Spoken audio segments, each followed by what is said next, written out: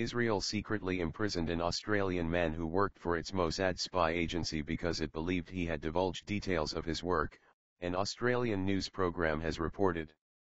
ABC News said Ben Zygier was suspected by Israel of informing Australia's security agency of Mossad operations.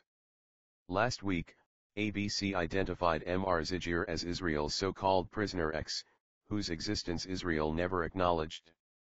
He was reported to have hanged himself, months after his case surfaced in 2010. The report on ABC's Foreign Correspondent program, which named Mr Zygier, has been the subject of intense media debate in Israel, after Israel issued a gagging order preventing publication of details of the story.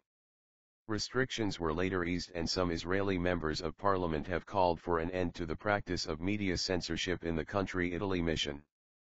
According to the latest Foreign Correspondent report, Mr Zygier met Australian Security Intelligence Organisation, ASIO, agents and told them about secret operations he was involved in. The program said one of the operations was a top-secret mission in Italy, for where Mr Zygier had applied for a work visa. Foreign Correspondent said Mr Zygier changed his name several times and obtained numerous passports, which he used for Mossad work in Europe and the Middle East. It said he set up a communications company in Europe for Mossad, which exported electronic components to Arab countries and Iran. Israel, along with Western and other powers, has accused Iran of seeking to develop nuclear weapons, a charge Iran denies. The ABC program said Mossad discovered that Mr Zygier had had contact with the ASIO agents during one of his stays in Australia. He is believed to have been arrested in 2010 and held in secret in Israel's maximum security Ayalon prison. His case came to light when an Israeli newspaper website broke the story that year, but the reports were removed after a gagging order was imposed.